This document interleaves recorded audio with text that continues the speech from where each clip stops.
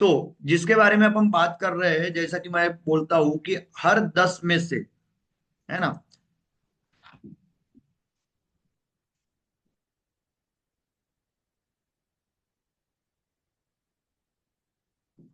स्वास्थ्य संबंधित समस्या, यानी हर 10 में से 5 लोग ऐसे हैं जो स्वास्थ्य संबंधित समस्याओं से ग्रसित है ना, कोई ना कोई उनसे प्रॉब्लम है। जैसे कि हार्ट की समस्या हो, बीपी की समस्या हो, शुगर की समस्या हो, थकान हो, वजन हो, ये सब असंतुलित होना इत्यादि, ये सारे प्रॉब्लम जो है, आज अगर आप 10 लोगों से मिलते हो तो 10 में से 5 लोगों में ये दिक्कतें आती ही है, और ये दिक्कतें हमें दिखती है। तो ये क्यों दिख रही है दोस्तों? क्योंकि ये इसलिए दिख रही है क्योंकि हम जो है ना, कि हम जो खान पान जो खा रहे हैं वो अभी डुप्लीकेट प्रोडक्ट खा रहे हैं। तो डुप्लीकेट प्रोडक्ट खाने की वजह से क्या हो रहा है, अब डुप्लीकेट प्रोडक्ट हमारे पास आ कैसे रहे? इसकी मुख्य वजह है प्रचलित विज्ञापन और बाजार व्यवस्था द्वारा हानिकारक उत्पादों का प्रचलन और उत्पाद में मिलावट। इसका मेन रीजन क्या है? जो हम अभी जो, जैसे डॉक्टर साहब है पटले जी, इनको भी पता होगा कि हर 10 व्यक्ति में से 5 लोगों को कोई ना कोई छोटी बड़ी प्रॉब्लम है। क्यों दोस्तों? हमारा देश तो आयुर्वेदिक का देश है। अब आयुर्वेद का देश होने के बावजूद अगर हमारे देशों में ये दिक्कतें आ रही है तो क्या है इसका मेन रीजन? वही है कि एक प्रचलित विज्ञापन और बाजार व्यवस्था द्वारा हानिकारक उत्पादों का प्रचलन और उत्पाद में मिलावट। अब जैसे हम जिस बाजार व्यवस्था से प्रोडक्ट ले रहे हैं, हम जिस बाजार व्यवस्था से ये डेली की रोजमर्रा की चीजें ले रही है, वो बाजार व्यवस्था कैसे चलती है दोस्तों? जैसे क्या होता है, एक कंपनी होती है। क्या है? एक कंपनी होती है। कंपनी में कोई ना कोई प्रोडक्ट बनता है। जैसे ये कोई कंपनी है, कंपनी में कोई ना कोई प्रोडक्ट बनता है, वो कंपनी के बाद में जाता है कैरी फॉरवर्ड एजेंट को, जिसको एक गोडाउन वगैरह बोलते हैं, वहां पे कंपनी में प्रोडक्ट बनता है, वो जाता है कैरी फॉरवर्ड एजेंट के पास में, गोडाउन में। गोडाउन में जाने के बाद उस प्रोडक्ट की टीवी पर एडवर्टाइजमेंट होती है दोस्तों। तो टीवी पे एडवर्टाइजमेंट होती है। एडवर्टाइज होने के बाद में फिर ये जो है, ये डेपो से प्रोडक्ट आता है डीलर के पास में। डेपो से प्रोडक्ट आता है डीलर के पास में। डीलर के पास से ये प्रोडक्ट आता है होलसेलर के पास में। होलसेलर के बाद में ये प्रोडक्ट आता है रिटेलर के पास में, और रिटेलर के बाद में ये प्रोडक्ट आता है ग्राहक के पास। तो ये जो पुरानी बाजार व्यवस्था है, ये पुरानी बाजार व्यवस्था में क्या होता है, कंपनी से जो प्रोडक्ट निकला है वो ग्राहक तक आने तक, यानी कंपनी से जो प्रोडक्ट निकला वो ये ग्राहक तक पहुंचने तक, ये बीच में 5 लोग हैं दोस्तों। ये बीच में 5 लोग हैं।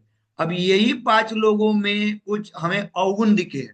इस पुरानी जो बाजार व्यवस्था है उसमें अपने को अवगुण क्या दिखे, वो देखिए। इसमें क्या क्या प्रॉब्लम है कि सबसे पहला अवगुण यहाँ पे हमें दिखता है इस पुरानी बाजार व्यवस्था में जो अभी भी मार्केट में चल रही है, उसमें सबसे मेन अवगुण क्या है? अधिकतम पैसा विज्ञापन और बिचौलियों में चला जाता है।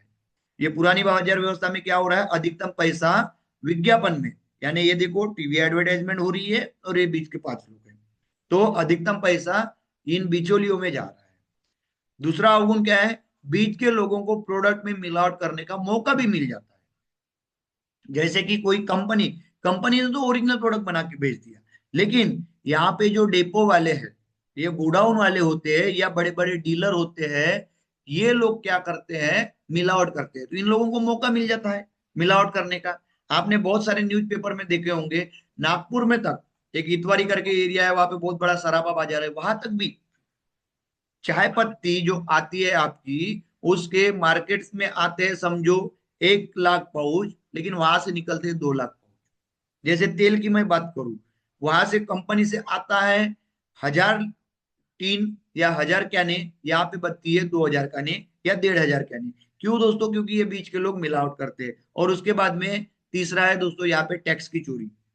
ये पुरानी बाजार व्यवस्था में क्या होती है? टैक्स चोरी होती है, और वो टैक्स चोरी से क्या होता है? देश के विकास में बाधा आ रही है। क्योंकि अगर हमारा टैक्स चोरी हो जाए, आप देख रहे होंगे बहुत से लोग यहाँ पे पढ़े लिखे लोग हैं, और सभी लोग पढ़े लिखे हैं। हम आए दिन देखे रहते हैं कि यहाँ पे रेड हो गई, वहां पे ईडी की रेड हो गई, यहाँ पे ईडी की रेड हो गई। ये क्यों दोस्तों? क्योंकि ये लोग टैक्स चोरी कर रहे हैं। तो टैक्स चोरी की वजह से देश का विकास में भी बाधा आ रही है। तो ये जो आपकी पुरानी बाजार व्यवस्था है जहां से आप खरीदारी कर रहे हो, इसके ये अवगुण है। लेकिन इसका अगर हम सोल्यूशन निकालना चाहें, तो इसका अगर सोल्यूशन निकालना चाहे तो हमने एक सोल्यूशन निकाला है जिसको कि हमने नाम दिया गया है नई बाजार व्यवस्था। अब ये नए बाजार व्यवस्था में क्या होता है दोस्तों, एक कोई भी कंपनी प्रोडक्ट बनाएंगी, यहाँ मैं और आप प्रोडक्ट नहीं बना सकते, तो कंपनी प्रोडक्ट बना रही है।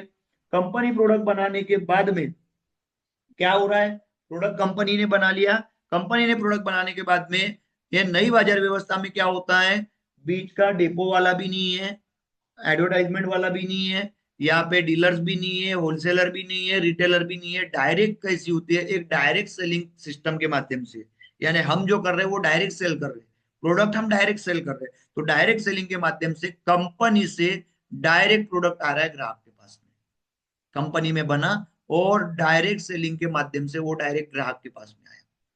तो आप अभी सभी लोग पढ़े लिखे लोग हैं, यहाँ पे मैं जितने भी देख पा रहा हूं सभी लोग पढ़े लिखे लोग हैं, आप सभी लोगों को पता होना चाहिए कि अगर बीच के लोगों को हम हटा देंगे तो क्या हमारा पैसा बच सकता है?